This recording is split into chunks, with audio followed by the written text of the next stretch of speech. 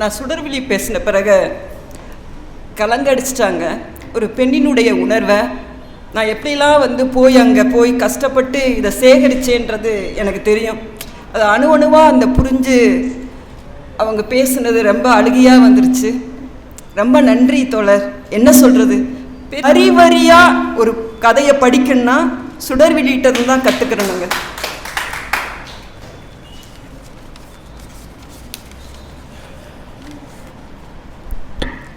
பொள்ளாச்சி இலக்கிய வட்டம் நடத்தும் நூல்கள் அறிமுக விழா மற்றும் படித்ததில் பிடித்ததில் கலந்து கொண்ட அத்துணை ஆன்றோர் பெருமக்களுக்கும் அன்பு வணக்கம். வாழும் வாழ்க்கை கூட ஒரு இயந்திரமயமாக ஆயிடுச்சு. ஆனால் இத்தகைய இலக்கிய நிகழ்வு தான் மிகப்பெரிய ஒரு புத்துணர்வை மீட்டெடுத்து தருகிறது.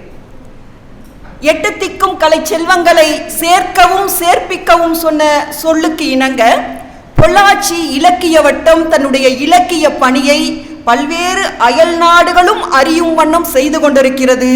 அத்தகைய சிறப்பான பணியை தோழர் அம்சப்பிரியா அவர்களும் தோழர் பூபாலன் அவர்களும் செய்து கொண்டிருக்கிறார்கள். அவர்களுக்கு நீங்கள் வாழ்த்தொழியாக உங்கள் கரவொலியை தரலாம். இதெல்லாம் சாதாரண விஷயம் கிடையாது. ஒரு கிராமத்திலிருந்து அயல்நாடு தெரிகிற அளவுக்கு ஒரு இலக்கிய மன்றம் இருக்குதுன்னா அதனுடைய திறம் உங்களுக்கு தான் அது மிச்சணும். பொதுவாக ஏற்புரை என்பது நன்றியுரையாக அமைந்துவிடும். ஏன் அப்படின்னா, படைப்பாளனுக்கு தன்னுடைய படைப்பிற்கான அங்கீகாரம் கிடைக்கும் போது மழை விழுந்த நிலம் போல ஆகிவிடுவான். இப்போ நான் எப்படி இந்த சபையில் நெகிழ்ந்து நிற்கிறேனோ அது மாதிரி தான். அதனால தான் எப்பயுமே ஏற்புரையானது நன்றியுரையாக அமைந்துவிடும். பொள்ளாச்சி இலக்கிய வட்டத்திற்கு பக்கத்துணையாக இருந்து செயல்படக்கூடியவர்கள் புன்னகை சே ரமேஷ்குமார் அவர்களுக்கும் வரவேற்புரை நல்கிய ஜெயக்குமார் அவர்களுக்கும் தன் பேச்சு திறனால் மொழி வளத்தால் சொல் திறத்தால் ஆய்ந்து ஆராய்ந்து பேசக்கூடிய மிக சிறப்பான பேச்சாளர் என் அன்பு தோழர் சுடர்விழி அவர்களுக்கும், சென்னை என்றால் ஸ்ருதி டிவி எல்லாருக்குமே தெரியும் இலக்கிய வட்டத்தில். ஆனால் பொள்ளாச்சி இலக்கிய வட்டத்தில் அன்றில் டிவி அப்படின்னு இலக்கிய சேவையை செய்து கொண்டிருக்கும் என்னுடைய அன்பு தம்பி சோலை மாயவன். எனக்கு பொள்ளாச்சி வந்தால் இன்னொரு சகோதரர் இருக்காருன்னா அது சோலை மாயவன் வீடு தான். அப்படி இன்னைக்கு காலையில் அப்படி ஒரு பிரேக்ஃபாஸ்ட் கொடுத்து எங்களை அவ்வளோ ஒரு அழகாக வரவேற்றாங்க.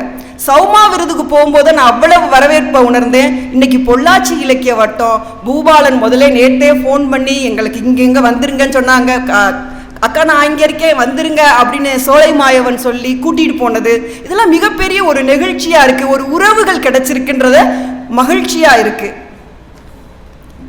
உற்ற தோழர் அன்றிலன் அவர்களுக்கும் சிறப்பான முறையில் நெறியாளுகை செய்யக்கூடிய, அதாவது யதார்த்தத்தை கூட அழக கவிதை வடிவம் தரக்கூடிய கவிதைக்காரி கார்த்திகா அவர்களுக்கும்,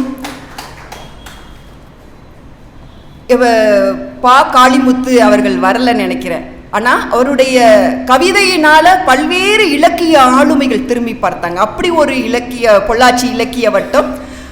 இப்படி பக்கத்துணையாக இருக்கக்கூடிய ஆன்றோர் பெருமக்கள் அனைவருக்கும் என்னுடைய அன்பான நன்றியை தெரிவித்துக் கொள்கின்றேன்.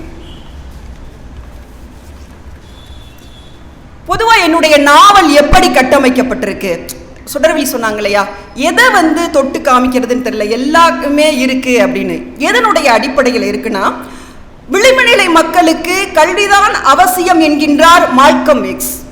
காலமே மூலதனம் என்கிறார் காரல் மார்க்ஸ்.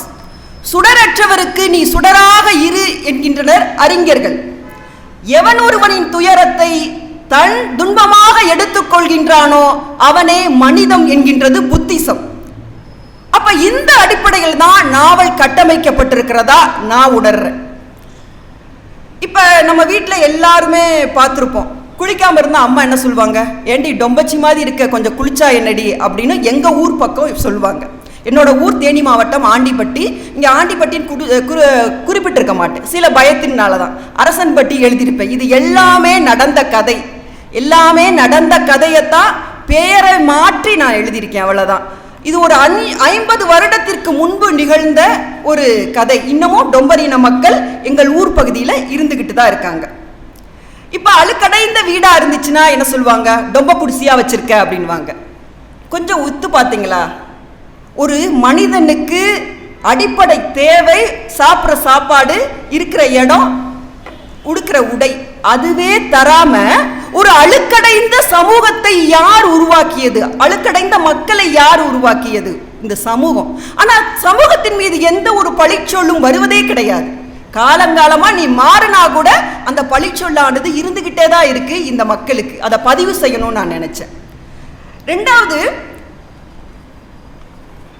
குரலற்றவர்களின் குரலை பதிவு செய்ய வேண்டிய கால கட்டாயத்தில் நம்ம இருக்கிறோம். இப்போ என்னோட வயசுக்கு எனக்கு ஏகப்பட்ட உறவுகள் இருக்கு. பெரியம்மா, பெரியப்பா, சித்தப்பா, அவங்க எல்லாருக்குமே அந்த உறவுகளோட தான் இருப்பீங்க. இப்போ நம்ம நெறிமுறை தவறி போனா கூட அவர்களுடைய யாரோ ஒரு சொல்லானது நமக்கு நெறிப்படுத்தி நம்மளை திருத்தக்கூடிய தன்மையில் இருக்கும். இப்ப படித்ததில் பிடித்ததெல்லாம் பேசின அத்தனை ஐயாக்களும் அறிவின் முதிர்ச்சியானவர்கள்.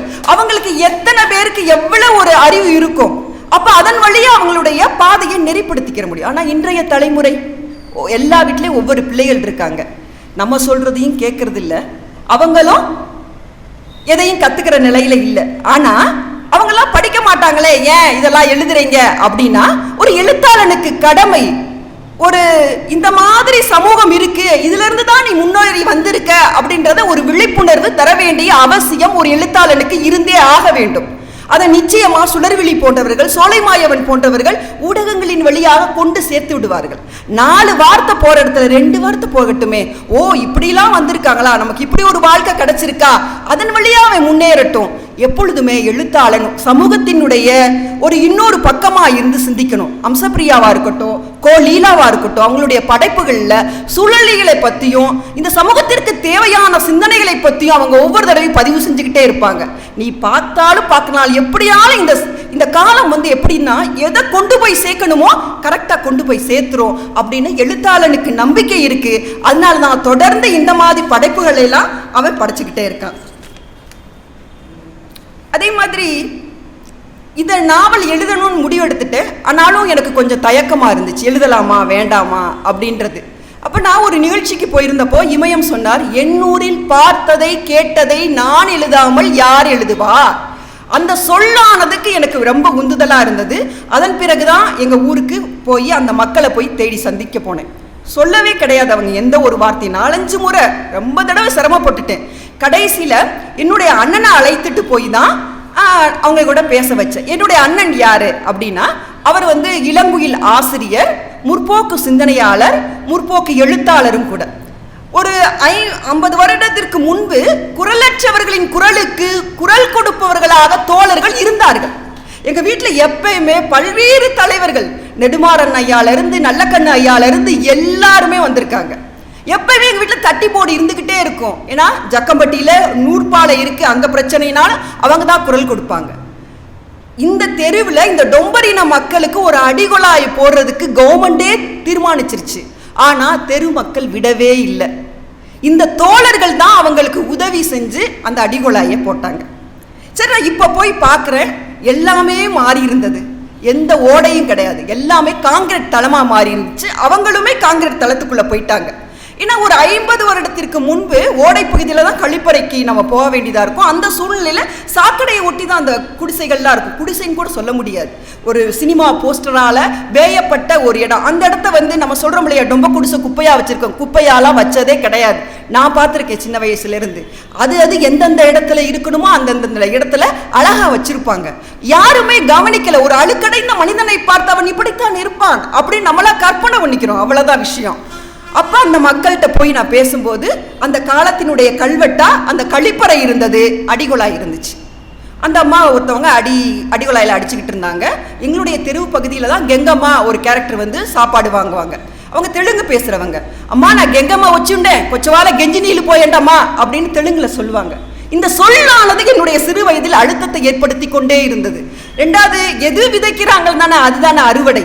என்னோட வீட்டில் சமத்துவம் விதைக்கப்பட்டதுனால், என் அண்ணன் மூலமாக விதைக்கப்பட்டதால் இந்த ஒரு நாவல், இந்த நாவல் வருவதற்கான அடிப்படை காரணமாக இருந்தது.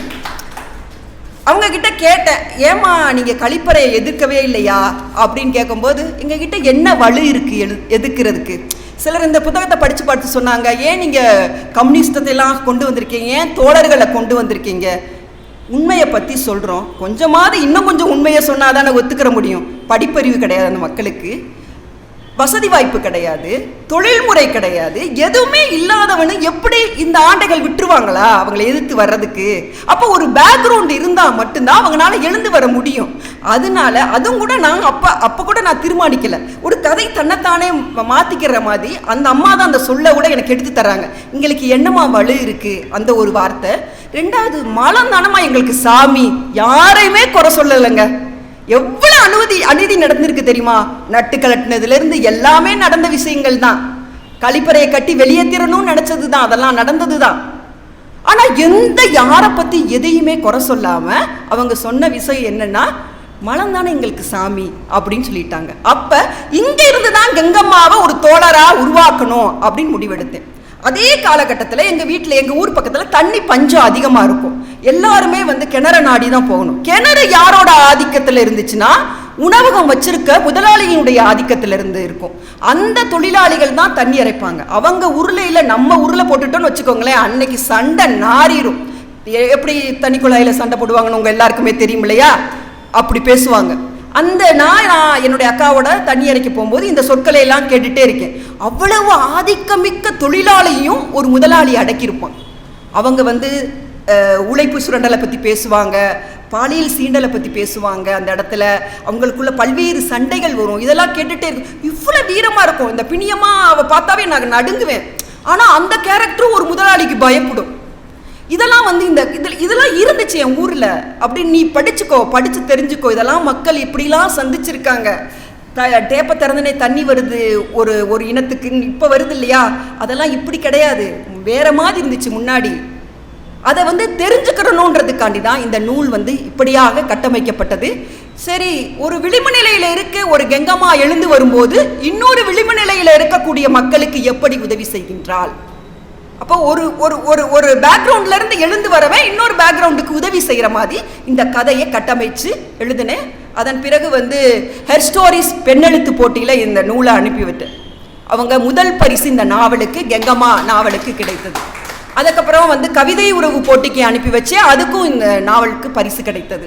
இதில் எனக்கு என்ன ஒரு சிறப்புனா, இந்த நூலை படித்து மதுரை மாவட்டத்தில் இருக்கிறவங்க அவங்க ஒரு புத்தக அறிமுக விழா வச்சாங்க. அது எனக்கு ஒரு மற்றற்ற மகிழ்ச்சியாக இருந்தது. யாருன்னே தெரியாதவங்க வைக்கும்போது எவ்வளோ பெரிய மகிழ்ச்சியாக இருக்கும். அதே மாதிரி இந்த நூலை குறித்து பல்வேறு இதில் தெரிஞ்சவங்க பேசுறது வேற, தெரியாதவர்கள் முகமற்றவர்கள் நம்ம பற்றி வியந்து பேசும்போது எனக்கு ரொம்ப சிலிர்ப்பாக இருந்தது. அதுதான் மிகப்பெரிய விருதாக இருந்துச்சு.